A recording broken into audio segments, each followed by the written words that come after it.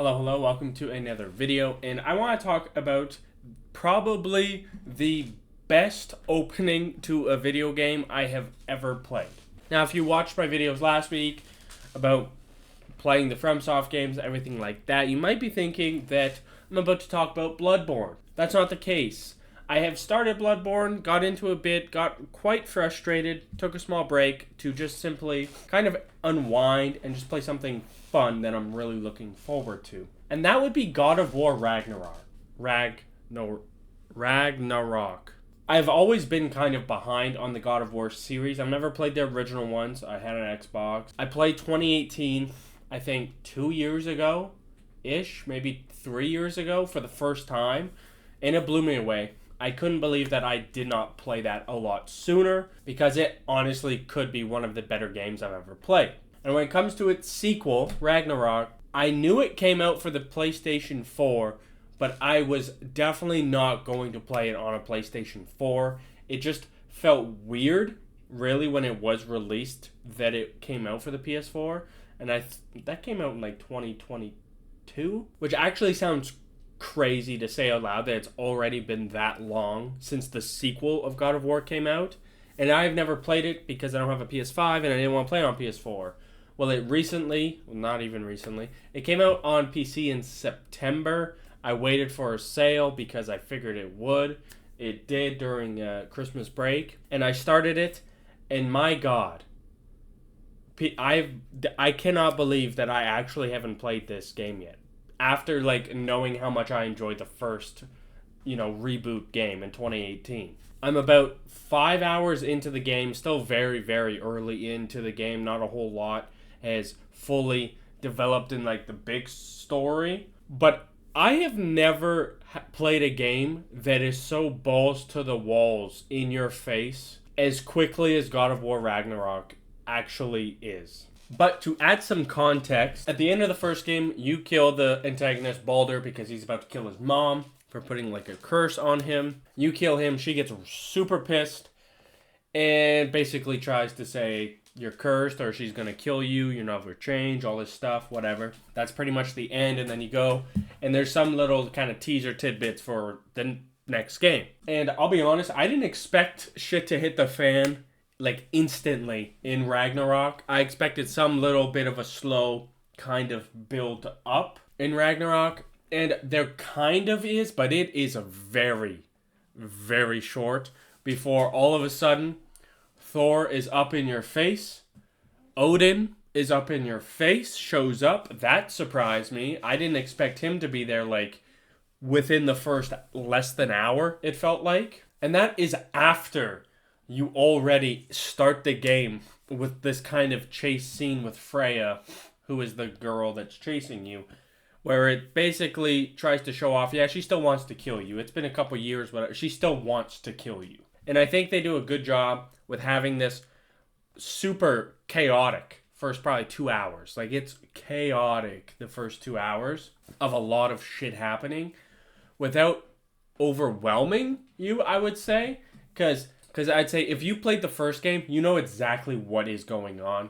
You're, in tune with it. If you haven't played the first game in a while, you watch a small recap, or the game gives you a recap, which is great. Every sequel game should realistically have some form of a little recap thing for it. But I think if you haven't played God of War, it might be a little jarring how much shit happens right away. And I think the other kind of downfall or, issue that can arise from this is once that first, spike in adrenaline and excitement, all this crazy shit going on happens, you get on to, a little bit of a, calm down, back to life, back to earth kind of feeling, which can suck, but that the game is going to give you more, moments of, holy shit, look at the spectacle. These are literal gods trying to murder each other.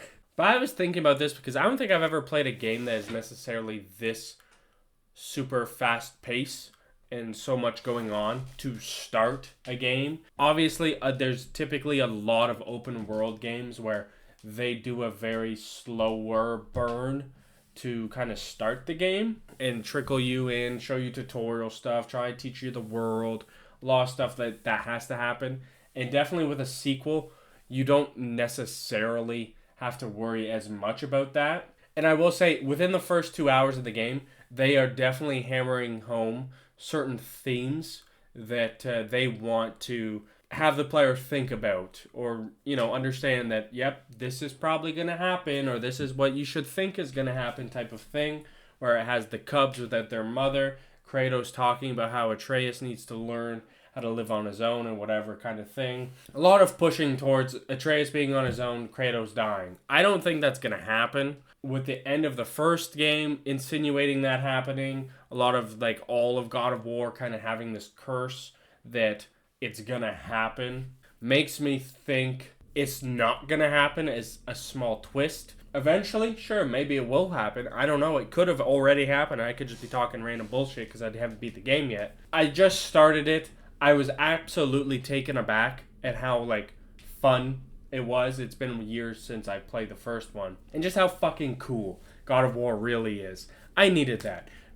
Bloodborne was pissing me off because I am a new Souls player. I'll say it. I understand I am. I'm an Elden Ring, in my bubble wrap. I get so many, like, nice kind of things to my advantage in the fact of Stake of America, so I can sit there and just run a boss until I beat them.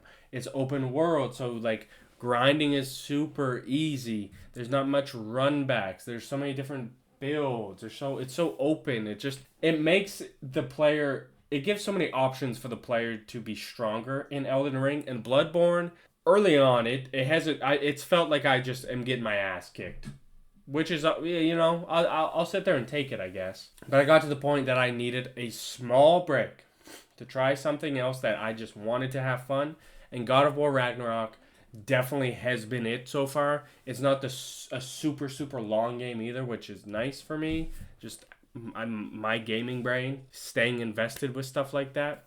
But I mean, after the first 2 hours of this game, I am 100% fully invested, and I don't think I'll ever play a game as fucking balls to the wall in the intro first few hours as God of War Ragnarok. But that is going to do for this video. Be sure to leave a comment if you have played God of War Ragnarok, your thoughts on the game, please, no spoilers, what you think of the beginning of it, if you think other games should kind of take stuff away from it in ways, or if you prefer like a slower burn type of thing. But also be sure to leave a like if you enjoyed. Consider subscribing. It helps the channel a bunch. I'll see you in the next one. Thank you for watching. Peace out.